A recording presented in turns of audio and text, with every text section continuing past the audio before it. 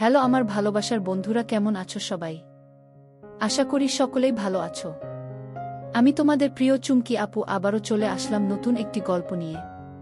গল্পটি শেষ পর্যন্ত শুনলে তোমাদের দাঁড়িয়ে যাবে। আমার মা কাকলি সেন। আজ থেকে 10 বছর আগেকার ঘটনা।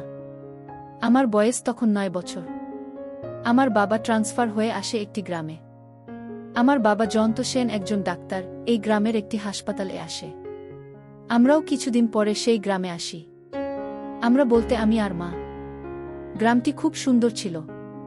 চারিদিক ধুধু করছে মাঠ, কিন্তু একটাই জিনিস খুব বিরক্তিকর ছিল। জায়গাটির আবহাওয়া প্রচণ্ড গরম ছিল। প্রথম দিন আসার পরেই আমার শরীর খারাপ হয়ে যায় গরমে। আমরা যে বাংলোতে থাকতাম সেখান থেকে গ্রামটি অনেক দূর ছিল। বাবাকে রোজ গাড়ি করে নিয়ে যেত হাসপাতালে রঘু নামে একটি লোক। আমাদের বাড়িতে ঘর-ধর পরিষ্কার করার জন্য একটি মহিলা থাকত, মহিলাটির নাম কমলা ছিল। সেই মহিলাটি মায়ের সাথে খুব গল্প করত। মা আশেপাশে কেউকে চিনত না বলতে কমলার সাথে সব রকম গল্প করত। একদিন আমি তাদের কথা আড়ি পেতে শুনেছিলাম। কমলা মাকে বলছে, বৌদি একটা কথা বলবো, কিছু মনে করবে না তো? মা বলল, কি বলবি বল। কমলা, শুনেছি শহুরের মেয়েদের অনেক ছেলে বন্ধু হয়, তা তোমার কোনো বিয়ের আগে ছেলে বন্ধু ছিল নাকি? মা, আমার বাবাকে তো চিনতিস না, আমাকে মেরেই ফেলত। কমলা বলল, সত্যি কথা বলো না। তোমার মতো এত সুন্দরীর কেউ ছিল না। মা, মিথ্যে কেন বলতে যাব তোকে? কমলা, তুমি বলছো তোমার জীবনে দাদা ছাড়া কেউ ছিল না? মায়েতে অবাক হওয়ার কি হলো? কমলা, না এমনি। আচ্ছা, তুমি দাদাকে খুব ভালোবাসো না? মা, বিয়ের 10 বছর হয়ে গেল আর ভালোবাসব না, কি বলিস? কমলা, জানো বৌদি, এই গ্রামটায় বেশি দিন কোনো ডাক্তার থাকে না। মা, কেন? কমলা, এখানে এই হাসপাতালগুলোতে খুব ওষুধের চড়া কারবারি চলে, এখানকার রাজনৈতিক দলের কিছু লোক যুক্ত থাকে। মা, তোমার দাদা আমাকে এইসব কথা তো জানায়নি। কমলা, সে কি বৌদি? আপনি জানেন না এর মধ্যেই ডাক্তার বাবুর সাথে কিছু লোকের ঝামেলা হয়েছে হাসপাতালে, তারা ডাক্তার বাবুকে শাসিয়েছে। মা চুপ করে শুনছিল। এরপর আমার মনে আছে সেদিন রাতে বাবা মায়ের মধ্যে এইসব নিয়ে ঝগড়া হয়ে গেল। 2-3 দিন পর আমাদের বাড়িতে একজন মধ্যবয়স্ক লোক এলো। লোকটি নাকি গ্রামের খুব প্রভাবশালী লোক। আমার এখনো মনে আছে সেই দিনটার কথা, যখন লোকটি প্রথম আমাদের বাড়িতে আসে। আমি বারান্দায় খেলছিলাম বিকাল বেলা, যখন একটা কালো গাড়ি এসে আমাদের বাড়ির সামনে দাঁড়ায়। গাড়ি থেকে কিছু লোককে নামতে দেখে আমি ভয়ে আমাদের ঘরে ঢুকে যাই। মা আমাকে জিজ্ঞেস করল, কি হলো, তুই বাইরে থেকে ছুটে এলি কেন? আমি বললাম, বাইরে করা সব এসেছে। কিরকম যেন গুন্ডাদের মতো দেখতে। আমি ঠিক বলেছিলাম, লোকগুলো সত্যি গুন্ডাদের মতো দেখতে ছিল। মা আমার সাথে বাইরে আসতেই একটু থমকে গেল। মা, আপনারা? একজন নমস্কার করে বলে উঠল, নমস্কার বৌদি। আপনি কি ডাক্তার বাবুর স্ত্রী? মাহা, উনি তো এখনো হাসপাতাল থেকে আসেননি। আবার লোকটি বলে উঠল, আমি ডাক্তার বাবুর সাথে কথা বলতে এসেছিলাম। আপনি যদি কিছু মনে না করেন, আমরা কি ডাক্তার বাবুর জন্য বাইরে অপেক্ষা করতে পারি? আমার এক খুব বিশেষ বিষয় নিয়ে ডাক্তার বাবুর সাথে কথা বলার ছিল। মা, উনি কখন আসবেন? এতক্ষণ এখানে আপনারা অপেক্ষা করবেন? লোকটি বলল না। আমাদের কোনো অসুবিধা নেই। মা আমাকে নিয়ে ঘরের ভেতর গেল। ঘরে গিয়ে সে হাসপাতালে ফোন করে বাবাকে লোকগুলোর ব্যাপারে বলতে লাগল। বাবার সাথে কথা বলে মা জানলা দিয়ে উকি মেরে লোকগুলোকে দেখতে লাগল। তারপর কি যেন একটা ভেবে আবার বাইরে গিয়ে বলল, আমি খুব দুঃখিত যে আপনাদেরকে ভেতরে ডাকতে পারছি না। আমার ঘরের ভেতরটা অগোছালো হয়ে আছে। আবার সেই লোকটাই উত্তর দিল, না না, আপনি এসব নিয়ে চিন্তা করবেন না, আমরা বাইরে বেশ ভালো আছি। দেখে মনে হচ্ছিল এই লোকটাই কথা বলতে পারে। বাকি লোকগুলো অদ্ভুত চোখে যেন মার দিকে তাকিয়ে আছে। দেখে মনে হচ্ছিল তাদের কাছে আমার যেন দুর্লভ কোনো বস্তু। মা ভেতরে চলে এলো। কিছুক্ষণ পরে বাবা গাড়ি করে ফিরল। বাইরে থেকে শুনতে পেলাম বাবা বলছে, আরে রাজা সাহেব, আপনি এখানে বাইরে দাঁড়িয়ে আছেন? লোকটি ঠাট্টা করে বলল, আরে আপনার স্ত্রী তো আমাদের ভয় ঘরে ঢুকতে দিল না। বাবা, আপনি আসুন। আমারই দোষ, আমার ওকে জিজ্ঞেস করা উচিত ছিল কে এসছে। এরপর বাবা লোকটিকে কে নিয়ে ঘরে ঢুকল। মাকে লোকটির সাথে ভালোভাবে আলাপ করল। আমাকেও লোকটির সামনে নিয়ে গিয়ে নিজের ছেলে হিসাবে পরিচয় দিল। লোকটিকে এবার আমি ভালোভাবে দেখলাম। লোকটি আপনার ছেলে, সবাই খুব সুন্দর দেখতে, আপনার ভাগ্য দেখে খুব হিংসে হচ্ছে। বাবা, তো আপনি আশা করি আমার সাথে হাসপাতালের এই সব বেকানুনি জিনিসপত্র ব্যাপার নিয়ে কথা বলতে আসেননি বজ্জে? রাজা সাহেব, কি আর বলবো ডাক্তার বাবু, আমার হয়েছে ঝামেলা, সামনে ভোট আসছে। আর এদিকে এই গুন্ডাদের উপদ্রবে আগামী 6 মাসে 2 জন ডাক্তার পালিয়েছে। বাবা, আপনারই তো দলের লোক। রাজা সাহেব মায়ের দিকে তাকিয়ে বলল, আপনার স্বামীকে আমি আর বোঝাতে পারলাম না। বাবা মাকে বলল, কাকলি, আমার আর রাজা সাহেবের জন্য একটু চা বানিয়ে দাও। মা অনিচ্ছা সত্ত্বেও তাকে রান্নাঘরে যেতে হলো। বাবা, এবার রাজা সাহেব, আপনার এর মধ্যে কোনো রকম জড়িত না থাকলেও আমার পক্ষে সম্ভব হচ্ছে না। বাবা আর রাজা সাহেব অনেকক্ষণ ধরে নিজেদের মধ্যে কথা বলে চলছিল, আমি আর তাদের কথা কান দিছিলাম না। কিছুক্ষণের মধ্যে মা চা নিয়ে ঘরে ঢুকল। মায়ের হাতের চা খেয়ে রাজা সাহেব খুব পছন্দ করল। শেষে চলে যাবার সময় বলল, বৌদি, পরের বার কিন্তু এলে আর কিন্তু ঘর অগোছালো থাকার অজুহাত দেবেন না। মা মুচকি হেসে বলল, এবার অন্য কোনো অজুহাত দেব? আসতে আমাদের বাড়িতে রাজা সাহেবের আসা যাও বা বাড়তে লাগল। একদিন রাতে শোবার সময়ে মা চুল আঁচড়াতে আঁচড়াতে বলল, শুনলাম তুমি নাকি হেড অফিসে কয়েকজনের নামে নালিশ করেছ। তুমি জানো ওরা কারা? বাবা আর চোখে মায়ের দিকে তাকিয়ে বলল, তুমি জানলে কোথায় থেকে? মাসকালে রাজা সাহেব বাড়িতে এসেছিল ওনার কাছ থেকে। বাবা, লোকটা যখন দেখছে আমি ওর কোনো কথা শুনছি না, এখন তোমার কান ভাঙব। মা এবার একটু রেগে গিয়ে বাবার কথার উত্তর দিল, অদ্ভুত লোকটার কি আসা যায়? আমাকে জানিয়ে যা করছে আমাদের পরিবারের ভালোর জন্য করছে। বাবা, আমার পরিবারের ভালো ব্যাপারটা নিয়ে বাইরে কোনো লোক মাথা না ঘামালে ভালো। সেদিন রাতে মা কিছু বলল না, কিন্তু পরের দিন মা বাবার মধ্যে খুব ঝগড়া হলো এই সব নিয়ে। মা শেষ পর্যন্ত কাঁদতে শুরু করে দিল। বাবা মাকে বোঝালো, দেখো কাকলি, তুমি ভয় পেয়ে না, আমার কোনো ক্ষতি হবে না। রাজা সাহেব ভয় পেয়েছে, ও তোমাকে ব্যবহার করছে যাতে আমি ওদের উপর থেকে অভিযোগটা তুলে নিই। এরপর নিজেদের মধ্যে কিছুটা মিটমাট হওয়ার পর বাবা হাসপাতালে চলে গেল। সেই রাতে যা অনিবার্য ছিল তাই হলো। রাতে মা খুব চিন্তায় ছিল, বাবার আসতে বাকি দিনের তুলনায় অনেক দেরি হচ্ছিল। এমন সময় আমাদের বাড়ির সামনে রাজা সাহেবের গাড়ি এসে দাঁড়াল। গাড়ি থেকে রাজা সাহেব নামতেই মা বুঝতে পারল কিছু একটা অঘটন ঘটেছে। মা বলল, রাজা সাহেব আপনি? রাজা সাহেব, কাকলি, একটা খারাপ খবর আছে। মা রাজা সাহেবের কাছে ছুটে এলো। কি হয়েছে জায়ান্তার? মায়ের সারা শরীর কাঁপছে। রাজা সাহেব, তোমাকে কতবার বুঝিয়েছি, ওকে বোঝাও। মা, কাঁদো কাঁদো অবস্থায় কি হয়েছে তাড়াতাড়ি বলুন। কিছু গুন্ডারা তোমার স্বামীর উপর হামলা করেছে, এখন ওকে হাসপাতালে ভর্তি করানো হয়েছে। মা প্রায় পড়ে যাচ্ছিল, কিন্তু রাজা সাহেব মাকে ধরল দুহাত দিয়ে। কাকলি, চলো এখুনি তোমাকে হাসপাতালে নিয়ে যাই। আমরা রাজা সাহেবের গাড়িতে উঠলাম। সারা রাস্তায় মায়ের পিঠে হাত বোলাতে বোলাতে মাকে সান্ত্বনা দিছিল রাজা সাহেব। হাসপাতালে পৌঁছে আমাকে নিচে রেখে মা আর রাজা সাহেব বাবাকে দেখতে গেল উপরের রুমে। আমি চুপচাপ বসেছিলাম। হঠাৎ দেখলাম সিঁড়ি দিয়ে রাজা সাহেবকে নামতে। আমাকে আর চোখে দেখে পাশ কাটিয়ে সে বাইরে বেরিয়ে যায়। আমিও কি ভেবে লোকটার পিছন পিছন যাই। রাজা সাহেবকে দেখলাম একটা বাইরে লোকের সামনে দাঁড়িয়ে কথা বলছে। দ্বিতীয় লোকটি, আজ তো আপনি মনে হচ্ছে ফাটিয়ে দিবেন। রাজা সাহেব, আগে তুই বল, ওষুধটা ঠিকঠাক কাজ করবে কিনা? দ্বিতীয় লোকটি, আলবাত কাজ করবে, একটু জলে মেশালে দেখবেন কেমন করে আপনার বাঁশুরির সুরেতাল মিলিয়ে মিলিয়ে নাচবে। রাজা সাহেব, পুরোটা দিলে কি হবে? সারা রাত টানতে পারবে? লোকটা মুচকি হাসল। এখন কি করছে? রাজা সাহেব বরের সামনে বসে আছে। এবার আমি সেই জায়গা থেকে সরে গিয়ে যেখানে আগে বসেছিলাম সেখানে চলে এলাম। আমি বুঝতে পারছিলাম না আমার আশেপাশে কি ঘটছে। তখন আমার বোঝার ক্ষমতা ছিল না রাজা সাহেবের এই উদ্দেশ্যের ব্যাপারে। এরপর সেদিনের রাত থেকে যা যা ঘটেছিল তা ভাবলে এখনও আমার গায়ে কাটা দেয়া। সেদিন হাসপাতাল থেকে বেরানোর সময় মাকে রাজা সাহেব তার বাড়িতে উঠতে বলল। রাজা সাহেবের ধারণা যেই সব গুন্ডারা বাবাকে হামলা করেছে তারা রাতে মায়ের উপর আর আমার উপর হামলা করতে পারে। রাজা সাহেব উপরে হয়তো মায়ের বিশ্বাস তা অনেকটা বেশি ছিল, তাই সে তার কথায় রাজি হয়ে গেল। সেদিন রাতে আমরা রাজা সাহেবের বাড়িতে চলে গেলাম। হাসপাতাল থেকে বেরিয়ে যখন গাড়ি এসে রাজা সাহেবের বাড়ির সামনে দাঁড়ালো তখন আমার চোখ স্থির হয়ে গেল। মনে হলো রাজপ্রাসাদের সামনে দাঁড়িয়ে আছি। আমাদের জন্য ভালো খাবার বানানো হয়েছিল, আমি খেয়ে নিলাম, কিন্তু মা কিছু খেতে চাইছিল না। রাজা সাহেব অনেক অনুরোধ করাতে মা শুধু শরবত খেল। মায়ের জন্য একটা ভারী সোনা রং করা পেতলের গ্লাস এ শরবত নিয়ে এলো। মা বলল, এবার বুঝতে পারছি আপনার নাম এখানে রাজা সাহেব কেন।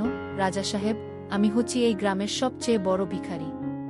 মাকেন এই কথা বলছেন? রাজা সাহেব, আমার সব আছে, কিন্তু নিজের আপন বলে কেউ নেই। মা, আমি জয়ন্তর কাছে আপনার স্ত্রীর মৃত্যুর ব্যাপারে শুনেছি। আমি খুব দুঃখিত। আপনার এই বিষয়ে নিয়ে আমি আপনার কাছে আগে আমার দুঃখ প্রকাশ করতে পারিনি। ভেবেছিলাম বিশ্বস্টার ব্যাপারে কিছু বললে আপনি আরও দুঃখ পেতে পারেন। রাজা সাহেব, আমি তো আর ডাক্তার বাবুর মতো ভাগ্যবান নই যে আপনার মতো সুন্দর বউ আরেকটা পাব। মা কথাটা এড়িয়ে গিয়ে বলল, আমি আপনার আছে চিরকাল ঋণী থাকব। আপনি এই সময় আমাদের আশ্রয় দিয়েছেন। কিন্তু রাজা সাহেব, এরকম ভাবে তো আপনার এখানে থাকা যাবে না। জায়ান্তাকে কি সত্যি এই হাসপাতালে রাখতে হবে? আমি ওকে এই গ্রামের বাইরে নিয়ে যেতে পারি না। রাজা সাহেব, আপনি তো শুনলেন হাসপাতালের সমল কি বলল। উনিও তো ডাক্তার, হয়তো আপনার স্বামীর জুনিয়র। মা, এখানে 4-5 দিন থাকতে বলছে। আমার তো খুব ভয় হচ্ছে ওরা যদি আবার হাসপাতালে। রাজা সাহেব কাকলি, তুমি তো দেখলে তোমার পাতির সংরক্ষণের জন্য আমার লোকেরা হাসপাতালে সারাক্ষণ ঘুরে বেড়াচ্ছে। তারপর কনস্টেবল যাদব তো খুঁজছে ওই শয়তানগুলোকে। সেদিন রাতে আমাদের উপরের একটা ঘরে শোবার ব্যবস্থা করা হলো। আমি শুয়ে পড়লাম। মা আমার পাশে এসে শুল। মাকে দেখে মনে হচ্ছিল মায়ের শরীরটা যেন খারাপ। নিজের কপালের উপর হাত চেপে রেখেছে। আমি জিজ্ঞেস করলাম, মা তোমার কি হয়েছে? মা কিছু হয়নি, মাথাটা একটু ধরেছে, সারাদিন যা গেল তুই ঘুমা। কিছুক্ষণের জন্য হয়তো আমি চোখটা বুঝেছিলাম। হঠাৎ মনে হলো মা বিছানা ছটফট করছে আর বিড়বিড় করে কি যেন বলছে। মায়ের কাছে আসতেই দেখতে পেলাম মা চোখ বন্ধ করে মুখ দিয়ে আওয়াজ করছে আর ক্রমাগত বাবার নাম নিচ্ছে এবং নিজের ডান হাতখানা পায়ের মাঝে ক্রমাগত ঘষে চলছে। সারা শরীরে ঘাম জমে রয়েছে। আমি মাকে জিজ্ঞেস করি, মা তোমার কি হয়েছে? মা সঙ্গে সঙ্গে নিজের ঘর কাটিয়ে আমার দিকে তাকালো। সে এক অদ্ভুত তাকানোর দৃষ্টি, মনে হচ্ছে তার শরীরের ভেতর তা ঝলছে। মায়ের ঠোঁটখানা কাঁপছিল। মা কি হয়েছে? আমি, মা তোমার কি শরীর খারাপ লাগছে? মা আমার থেকে চোখটা সরিয়ে বলল, তুই ঘুমা, আমাকে একটু বাচ্চাঘরে যেতে হবে। মা বিছানা থেকে উঠে পড়ল। আস্তে আস্তে বারান্দা দিয়ে বাচ্চাঘরের দিকে গেল। আমিও দরজার সামনে দাঁড়িয়ে রইলাম। দেখলাম মা বাচ্চাঘরের সামনে গিয়ে থমকে গেল। দেখলাম বাচ্চাঘর এ তালা লাগানো। মায়ের মুখে বিরক্তি দেখা গেল। অনেকক্ষণ ধরে কি যেন ভাবল এবং তারপর রাজা সাহেবের ঘরের সামনে গেল। ঘরে টোকা মারতেই রাজা সাহেব সঙ্গে সঙ্গে দরজা খুলে দিল। মনে হলো রাজা সাহেব অপেক্ষা করছিল। রাজা সাহেব পুরো একসেট মায়ের সামনে দাঁড়িয়েছিল। কি হয়েছে কাকলি? রাজা সাহেবের বলল, কি হয়েছে তোমার?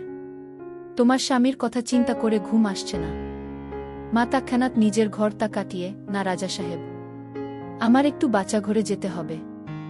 রাজা সাহেব বলল, ও তোমার বাচ্চাঘর এ যাবা প্রয়োজন? ঘরে এসো, ঘরে এসো। চাবিটা কোথায় রেখেছি খুঁজতে হবে। মায়ের হাত ধরে নিজের ঘরে নিয়ে গেল রাজা। আমি আস্তে আস্তে দরজা থেকে উকি মারা বন্ধ করে ঘর থেকে বেরিয়ে এলাম। আস্তে আস্তে রাজা সাহেবের ঘরের দিকে গেলাম। আলতো খোলা জানলার মুখ দিয়ে উকি মারলাম। রাজা সাহেব আলমারি খুলে কি যেন একটা খুঁজছে। মা জিজ্ঞেস করল, আপনি বাচ্চাঘর এ চাবি দিয়ে রেখেছেন কেন? রাজা সাহেব মায়ের দিকে তাকিয়ে বলল, মাঝে মধ্যে বাচ্চাঘর এ বন্য বিড়াল ঢুকে পড়ে, সাপ ও ঢুকে পড়ে, তাই জানলাটা আর দরজাটা আটকানো থাকে। এরপর মায়ের কাঁধে হাত রেখে বলল, তোমার শরীর ঠিক আছে? তুমি এত ঘামছ কেন? মা এবার রাজা সাহেবের হাতখানা সরিয়ে বলল, আমাকে আমার ঘরে যেতে হবে রাজা সাহেব, আমার ছেলে ঘরে একা শুয়ে আছে, আমাকে না দেখতে পেলে ভয় পাবে। মা কেমন যেন একটা অস্বস্তি বোধ করছে রাজা সাহেবের সামনে। ভালোভাবে জানলার কাছে মুখ বাড়াতেই বুঝতে পারলাম কারণটা, রাজা সাহেবের তাঁবু হয়ে আছে। রাজা সাহেব মায়ের কাছে এগিয়ে এসে বলল, কি হলো? আমাকে ভয় করছে কাকলি, আমার শরীরটা ভালো নেই। রাজা সাহেব মা মুখ ফিরিয়ে দরজার দিকে ঘুরতে যাচ্ছিল, এমন সময় রাজা সাহেব পিছন থেকে ধরল দেওয়ালের সাথে। মা কিছুক্ষণ রাজা সাহেবের বাহুবন্ধনে ছটফট করল কিছুক্ষণের জন্য, তারপর কাঁদতে লাগল। রাজা সাহেব মাকে বলল, আমি জানি তোর কি হয়েছে। তোর আজ রাতে তোর স্বামীর প্রয়োজন ছিল, কিন্তু আজ তোকে কে সেবা দিবে সেটাই তুই বুঝতে পারছি না। তোর চোখে ভেসে আছে নিঃসঙ্গতার ছাপ। মা ফুপিয়ে ফুপিয়ে কাঁদছিল, কিছু বলছিল না। নিজেকে এরকম ভাবে আটকে রেখে কি লাভ? শুধু ভাব যে একটি রাত তোমার পা ফসকে গেছে। কাল কেউ জানতে পারবে না আমাদের সম্পর্কর ব্যাপারে, রাজা সাহেব বলল। মাকে এবার নিজের দিকে ঘোরালো রাজা সাহেব। মা মাথা নিচু করে ফুপিয়ে ফুপিয়ে তখনও কাঁদছিল। মায়ের চোয়ালখানা 2 হাত দিয়ে চেপে ধরল। তো লজ্জা কিসের? এক মুহূর্তের জন্য সমাজের কথা ভুলে যাও, ভুলে যাও তোমার স্বামীর কথা, দেখবে আজ রাত তোমার জীবনের সবচেয়ে বড় স্মরণীয় রাত হবে। মা মুখটা ঘোরানোর চেষ্টা করল, কিন্তু রাজা সাহেব মায়ের মুখখানা সরাতে দিল না। রাজা সাহেব মায়ের মুখের কাছে নিজের মুখখানা এনে বলল, তুমি আজ রাজি হও বা না হও আমাকে তুমি আটকাতে পারবে না। তাদের কার্যকলাপ দেখে আমি আর থাকতে পারলাম না। মুহূর্তে মধ্যে মায়ের সারা শরীর কেঁপে উঠল, মা হাউ হাউ করে কেঁদে উঠল। আমি আর দেখতে পারলাম না, সরে গেলাম জানলা থেকে। আমার মাথা কাজ করছিল না, খুব ভয় পেয়েছিলাম, একটু কেঁদে ফেললাম। নিজের মাকে একজন ব্যথা দিচ্ছে আর কিছু করতে পারছিলাম না ভেবে রাগেই কান্নাটা এসেছিল। আমি সেখানে থাকতে পারলাম না, নিজের ঘরে চলে গেল। ঘরে দরজা বন্ধ করতেই মায়ের গলার আওয়াজ কানে আসছিল না। কিন্তু বিছানায় শুতে পারলাম না। বিভিন্ন প্রশ্ন আমার মাথায় ঘুরতে লাগল। আমি আর ঘরে বসে থাকতে পারলাম না, প্রশ্নের উত্তর খুঁজতে আবার সেই ঘরের দিকে গেলাম। আমি আস্তে আস্তে সেই ঘরের কাছে গেলাম। এবার মায়ের কান্নার আওয়াজ আর শুনতে পারছিলাম না। জানলা দিয়ে উকি মারতেই দেখতে পেলাম মা একইরকম ভাবে আছে। রাজা সাহেব বলল, কাকলি, আমি তোমার মাথায় সিঁদুর পরাতে চাই। মা, সিঁদুর সেটা কোথায় পাবো রাজা সাহেব? রাজা সাহেব বলল, আমার কাছে আসে। রাজা সাহেব খাট থেকে উঠে আলমারির কাছে গেল। রাজা সাহেব আর চোখে মাকে নজর রাখছিল যাতে মা এই সুযোগে পালানোর চেষ্টা না করে, কিন্তু মা উঠল, বরং সে উঠে বসল এবং রাজা সাহেবের দিকে তাকিয়ে রইল। রাজা সাহেব আলমারির উপর থেকে একটা কৌটো বার করল আর মায়ের কাছে এগিয়ে গেল। রাজা সাহেব কাছে আসতেই মা নিজের মুখখানা তুলল। রাজা সাহেব মায়ের সিথিতে সিঁদুর পরিয়ে দিল। কাকলি, তোকে একটা কথা বলতে চাই। তোর স্বামীকে মারার পিছনে আমার হাত ছিল। রাজা সাহেব কথাটা বলে হাসতে বলল। মা হা হয়ে গেল, কি বলছেন? বলুন এটা মিথ্যে। রাজা সাহেব বলল, তোকে বিছানায় নেওয়ার জন্য আমি এত কিছু করেছি। মা ভয় ভয় রাজা সাহেবের দিকে তাকিয়েছিল, তার চোখে একটি প্রশ্ন, রাজা সাহেব কি চায়? রাজা সাহেব মায়ের চুলের মুঠি চেপে ধরল। মা চেঁচিয়ে উঠল, লাগছে রাজা সাহেব। রাজা সাহেব আমার কথা না শুনলে কাল সকালে তোকে বিধবা করে। তোকে আমার জিনিস বানিয়ে রাখবা, আমাকে তুই চিনিস না। মা বলল, আমার ঘরে যেতে দিন। রাজা সাহেব ঘরে? আমার তো এখনো শেষ হয়নি। মার চক্ষু বড় হয়ে গেল। আমার ছেলে ঘরে একলা আছে। রাজা সাহেব মায়ের কাপড়গুলো হাতে নিয়ে বলল, আমি দেখে আসছি। মা বলল, ওগুলো নিয়ে যাচ্ছেন কেন? রাজা সাহেব বলল, তুই তো একসেট অবস্থায় ঘর থেকে বেরাতে পারবি না। মা বলল, রাজা সাহেব, আপনি কি সত্যি আমার স্বামীকে গুন্ডা দিয়ে মেরেছেন? রাজা সাহেব বলল, আমার কোনো উপায় ছিল না, গুন্ডারা তোর স্বামীকে মেরেই ফেলত। আমি শুধু বুঝিয়েছি ডাক্তারকে মারতে, এবং আর আসল মজা হবে যখন ডাক্তারের বউকে বেইজ্জত হবে। বিশ্বাস করো, সব কটার জিভে জল গড়িয়ে পড়ছিল। মা ভয় ভয় বলল, তাহলে তুমি কি আমাকে ওদের হাতে সঁপে দেবে? রাজা সাহেব, যদি তোমাকে ওদের হাতেই সঁপে দিতাম তাহলে আজ রাতে তোমাকে বাড়ি থেকে হাসপাতালে নিয়ে যাবার জন্য আসতাম না। ওরা আজই তোমার বাড়িতে আসত। এতক্ষণে যাদব ধরে ফেলেছে সবটাকে। আসলে তোমার মতো সুন্দরীকে 10 জনের সাথে শেয়ার করা যায় না, বলে সে দরজার কাছে এলো। আমি দৌড়ে আমার ঘরে চলে গেলাম। আমি খাটে শুয়ে ঘুমানোর ভান করলাম। রাজা সাহেব কিছুক্ষণ পর ঘরে ঢুকল। মায়ের শাড়ি আর বাকি জিনিসগুলো দূরে একটা ঘরের কোণে রাখল আর আমার কাছে এগিয়ে এলো। রাজা সাহেব আমার কাছে এসে উকি মারল এবং রাজা সাহেবের সামনে আমি শুয়ে থাকার নাটক করলাম। রাজা সাহেব ঘর থেকে বেরিয়ে গেল এবং যাবার আগে আমার ঘরের দরজাটা বাইরে থেকে বন্ধ করে দিল। আমি বুঝতে পারলাম সারা রাত আমাকে এই ঘরে কাটাতে হবে। চোখে ঘুমও আসছিল না। বারবার দৃশ্যগুলো চোখে ভাসছিল। অনেকক্ষণ ধরে খাটে দাপাদাপি করার পরে কখন ঘুমিয়ে পড়লাম খেয়াল নেই। যখন চোখ খুললাম দেখলাম এক বুড়ো মাসি আমায় জিজ্ঞেস করছে, খোকা ওঠ। আমি জিজ্ঞেস করলাম, আমার মা কোথায়? বুড়ো মাসি বলল, তোমার মা খুব ক্লান্ত, শুয়ে আছে। আমার প্রচণ্ড খিদে পাচ্ছিল, তাই আমি কথা না বাড়িয়ে বলে বসলাম, আমার খুব খিদে পেয়েছে। মাসি বলল, তোমাকে আমি খেতে ডাকতে এসেছিলাম। তোমার খাবার বানানো হয়ে গেছে। আমি নিচে গিয়ে মুখ ধুয়ে খেয়ে নিলাম। পুরো বাড়িতে আমার একা একা লাগছিল, ঘরের কেউকে আমি চিনতাম না। হঠাৎ শুনতে রাজা সাহেবের 2 পরিচারিকার গলার আওয়াজ পেলাম। বাগানে ফিস ফিস করে কি যেন বলছে, ভালোভাবে তাদের কথাগুলো আড়ি পেতে শুনলাম। ঘরে কি দেখলি? একজন পরিচারিকা আরেকজনকে জিজ্ঞেস করল। একসেট হয়ে শুয়ে আছে রাজা সাহেব আর ডাক্তারের বউ। আমাদের দেখে বুতা ভয় চেঁচিয়ে ওঠে এবং রাজা সাহেবের কাপড় দিয়ে ঢাকার চেষ্টা করে। তারপরেই তো রাজা সাহেব বুড়ি মাসিকে ডেকে পাঠালো আর তারপর আমাদেরকে সরিয়ে দিল। দুজনেই ফিস ফিস করে হাসছিল। এমন সময় পিছন থেকে কে যেন বলে উঠল, এই খোকা, তুমি ওখানে কি করছো? পিছনে ফিরে দেখি বুড়ি মাসি। আমি বোকার মতো মাসির দিকে তাকিয়ে রইলাম। মাসি বলল, তোমাকে তোমার মা ডাকছে। আমি বললাম, মা কোথায়? বুড়ি বলল, উপরের ঘরে, যেখানে তুমি রাতে শুয়েছিলে।